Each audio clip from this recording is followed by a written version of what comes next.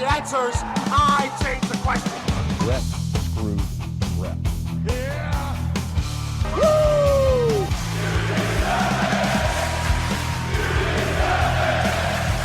Who are you to doubt El Dandy? Because this guy's a serious professional. Can he do it?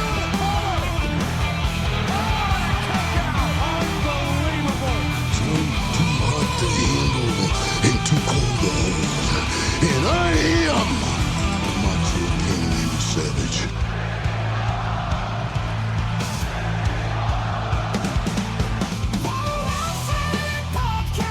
Shut your mouth, you thong-wearing fatty.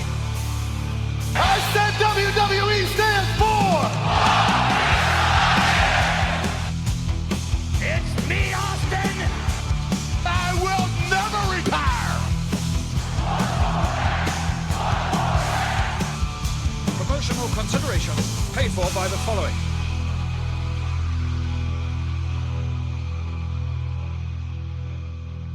Hey, yo, Fro Wrestling Podcast listeners, welcome to the show where we don't sing it, we bring it, help us out, and click subscribe to show your support. Are you sick and tired of dropping $60 to $100 for the latest and greatest wrestling game? Stop immediately. Go to Wrestler Unstoppable, available exclusively through Facebook, where you can create a wrestler, sign contracts, get into storylines, headline PLEs, even build your own corporation from the ground up, all included in Wrestler Unstoppable, available now to all Facebook users, totally free. If you want to become a member of the Fro Wrestling Podcast family, want your name in the shoutouts like my good buddy John down in Texas, check out our Patreon page at patreon.com/Fro Wrestling Podcast. Sign up today. We got loyalty rewards. $15 a month contributors, you get to co-host a show with myself. $7.50 a month, you get to be entered into a drawing to also co-host an episode of our show. Hello, everybody. Welcome to this episode of the Fro Wrestling Podcast. If you've got questions, comments, something you want us to touch on in the future episode, call us. Feel free to call the Fro Wrestling Sound Off line 267-642-1160. Give us those questions and comments, and I will try to get to those in a future episode. Tonight, we got a few things to go over. Let's start with a conversation that came up on the Stevie Richards Show. If you're not tuning into the Stevie Richards Show, you should really check that out. It's a fantastic show on YouTube. He does with James Romero, where they pretty much cover everything in the world of professional wrestling. And on a recent episode, which I thought was fascinating, was the conversation about who is the person who would, in theoretically, replace Triple H should the need ever arise for a chief content officer. Stevie Richards didn't hold back. He had a very strong opinion that, I'll even read the quote to you. It says, Taker is probably the most influential person outside of Triple H running the company right now. And I would have to say anytime, like even when Vince went to Saudi Arabia, who was right next to him? Taker. So that's not out of the question.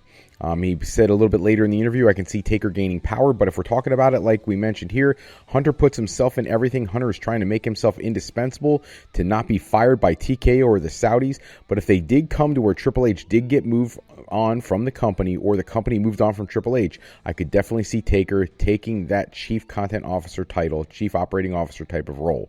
And I think it's an interesting conversation. I don't think anybody's surprised when you see Taker doing so much with AAA right now. His connection with Hunter, with Shawn Michaels, with Stephanie. They are the guys who've been there for as long as they have. They're the longest tenured people in the company. They understand the vision of professional wrestling. A lot of their vision are why the WWE progressed through that NWO competition through WCW Nitro era and were able to come out the other side and become the victors, is because these guys had some really revolutionary thoughts, and things like DX, going to the Omni in Atlanta and almost, rolling in on Nitro and things like that. Undertaker, his unwavering loyalty to the company, things like that. I would not be surprised at all if that's exactly what we would see. He does reference later on seeing the roles that the Undertaker plays in things like Unreal and other shows, the LFG and things like that. So clearly Taker has a huge role to play in WWE and TKO going forward, and should there ever be a need, it would not surprise me if that was what happened. Now, along the same lines, WWE just recently created another YouTube channel for the 6 Feet Under podcast for The Undertaker, which it went live on November 19th. The episodes are released every other Wednesday. I did see, same guy, James Romero, the one who does the show with Stevie Richards, has his own show on there. He was very critical of the first episode that came out, talking about essentially the lack of talkative nature in The Undertaker, and really the over-talkative nature of Michelle McCool, who is his co-host on the show. Previously, he had a different co-host, And that host was done away with right before The Undertaker basically sold the show to TKO and WWE. And now, if you look for a while, there was no new content on the show, and all of a sudden, it came back this week with new episodes. This does not surprise anybody, I don't think, because, you've seen over the course of the last year, you've seen Cody Rhodes with his new show, What Do You Want to Talk About? We've seen Stephanie McMahon with What's Your Story? We've seen other things that they've messed around with in terms of other programming beyond the regular television program. So this is actually something I think really falls in line. It does seem like Taker just doesn't seem like he has the passion for it or the heart for doing it. I don't know if that's accurate. I don't want to speak for him. But he certainly, if you listen to his tonality in the episode, doesn't exhibit the same kind of excitement that you would expect from The Undertaker. Certainly not the excitement he seemed to have when he originally kicked off the show back with the original host, sometimes having Kane on and things like that. I wonder sometimes, is this one of those things where he's doing it because they're asking him to do it, or is he doing it because he really wants to do it? And Michelle McCool always has a lot to offer, but what I think, and James Romero actually speaks about this in his episode, I think what it speaks to, though, when you see the way these two interplay, is that she has no problem speaking. The Undertaker doesn't speak quite as much, but he's the one who probably has significantly more and more interesting road stories. No disrespect to Michelle McCool, but he was in the industry significantly longer, met some of the legends of the business. This week, there was a conversation about The Undertaker speaking about Andre the Giant and how they had conversations when he first came to WWE, but they could never do anything together because of Andre's failing health and things of that nature. So it's really interesting to hear those types of stories. He worked with Bruiser Brody. He worked with some of the old school incredible talent. Early in his career, he worked with Steve Austin in World Class and USWA type territory.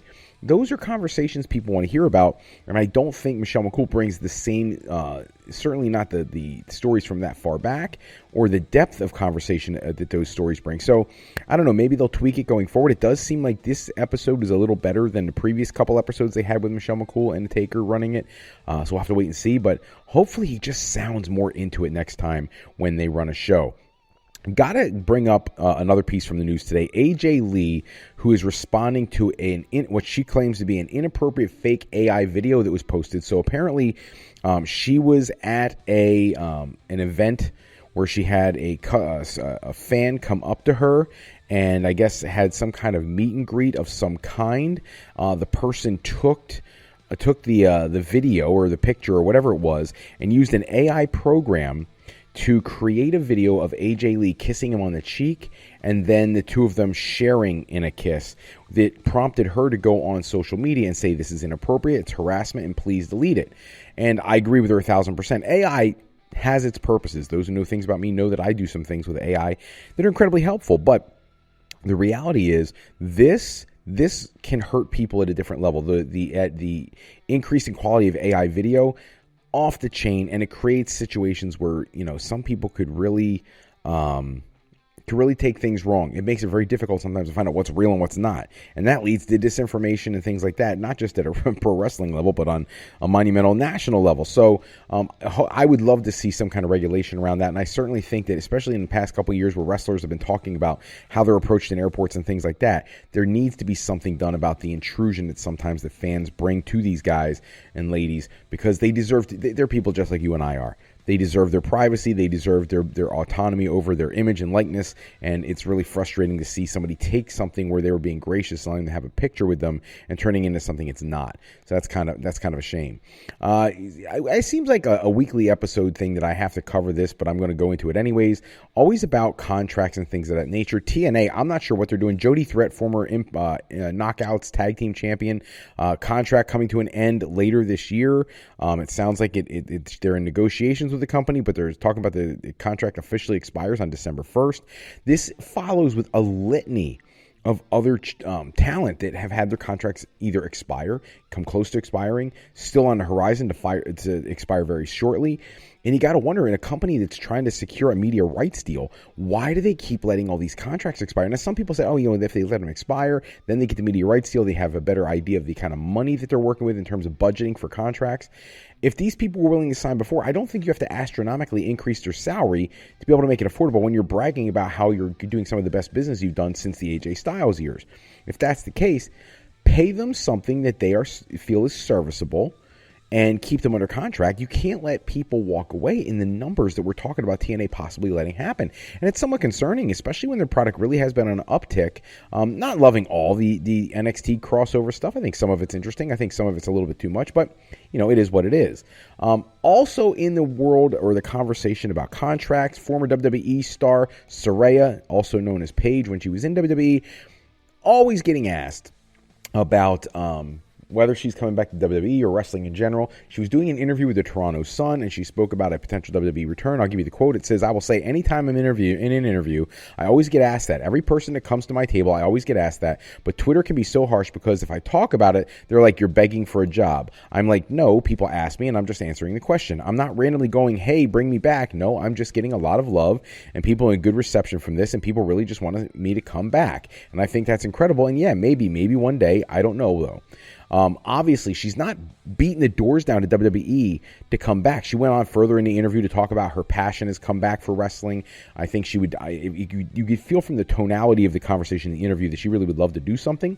But it's got to be right, and it's got to be something that all parties are interested in. I think she would probably love to work with AJ again now that she's back. So we'll have to see how it plays out. I would not be surprised if we saw a Royal Rumble return. I think that would be incredible, especially if her and AJ Lee were in the match and ended up in the ring together.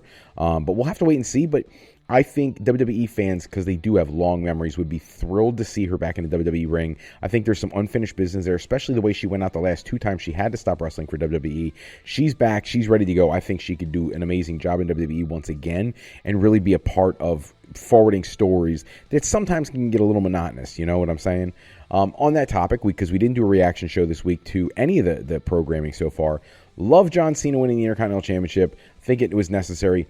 This week's Raw, kind of snooze fest for a good part of it. Love the Intercontinental Women's Championship change. Not sure I would have picked Maxine to be the one to do it, but whatever. It is what it is. Kudos to her. Love that AJ Lee got back involved, but I was actually kind of hoping that Becky would have kept that title to lose it to AJ Lee. But this is interesting because Becky is a main world championship level contender, as should be AJ Lee. So maybe this does put the title where it belongs in the mid card and separates the upper stars maybe to go for the women's championship. We'll have to see how that plays out. Absolutely love that we have War Games now settled, at least for the men, in terms of who's going to be where. And it's very obvious where the women are going to go. We're going to see Becky and we're going to see AJ added to that. So that'll be an interesting match as well. With Blood and Guts just taking place, and I could go down a whole conversation about Blood and Guts. I think there was sometimes too much stuff going on, sometimes not enough stuff going on. I saw Ricky Steamboat didn't love the match. He thought there was too much going on. I didn't understand why you gave, in the men's Blood and Guts match, why you gave an advantage to the good guys only to take it away with that ridiculous Briscoe injury angle to then just give them the big come out at the end. You should have just had the bad guys the heels have the advantage from the beginning. But whatever, I'm not Tony Khan. I don't book these things. It is what it is.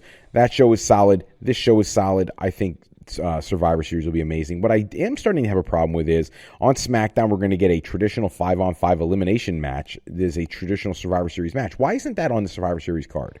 If you're going to put something on Survivor Series, put the traditional Survivor Series match on the Survivor Series card. Why we're putting that on SmackDown the night before is ridiculous to me. You know, put that on the card. Put the 2 War Games matches on the card. The Cena and Dominic rematch on the card, and one other match. I don't care what it is. You don't even have to have another match. You could have just those 4, and it would be enough to keep most people happy, especially the way WWE's been doing these 5 and 6 match pay-per-views lately, and that would have been fine. I don't like the idea of taking something that was the WWE's baby, the Survivor Series, and not even putting on the Survivor Series pay-per-view, yet taking a NWA/WCW concept and making it the focal point of Survivor Series. I think what would be better is have both on that show. I really do. I think it'd be a great idea. Don't get me on that tangent, though, because to be perfectly honest with you, I think WWE's missing the boat, because my favorite WCW concept ever that nobody does anymore is the Battle Bowl. The 40 men, 20 teams, 10 tag team matches, the 10 winning tag teams going into a 2-ring battle royal, winner from Ring 1 versus the winner from Ring 2 for a shot at the world title. How cool would that be in 2025 in WWE? Just saying. And the last tidbit tonight, Nick Hogan, Hulk Hogan's son, he was having a conversation about whether or not with TMZ, whether or not he would be interested in going into the wrestling business. His quote, I'll have it for you here, says, "You never know, man. It's in the blood, so you never know. I've always loved the business. Being around that environment makes me feel much closer to my pops." He added that the wrestling world has felt like family to him. And look, the kid's got the build. He's got the body. He's got some muscle tone to him. He's obviously got the family background. I think it would not be a terrible idea. I really don't. I think it actually might be an interesting idea. But if that's something he's going to do, I don't know. I don't remember how old Nick Hogan is. I know he's not. He's younger than I am. But I'm no spring chicken either. So hopefully he gets out there and figures out a way, if he's going to do it, to get it on with it. Otherwise, turn the page. Just start telling people, no, it's not going to happen. That way we don't have conversations like this where you have to hypothesize about something that has really little to no chance of actually happening. That's all the time we have for this episode. Check back with us next episode. We run down the latest wrestling news and rumors. Special thanks as always to Suno AI for generating the music and sound effects we use in the show. Today's show is sponsored in part by Beazle Games. Bring a new friend to family game night. It's easy with sketchy people. Showcase your artistic side in this game from Beazle Games by going to thegamecrafter.com and pick up your copy today. If you're looking for your next career move, you're considering college or university life, maybe you just need some formal training for your next career decision, go to our website at frolifeplanning.com for all your higher education needs, as Fro Life Educational Planning is for today, for tomorrow, and for life with Fro Life. I'm Fred Froelich, better known as Dr. Fro. I want to thank you so much for taking some time with us tonight. Until next time, take care, everybody. Have a good one.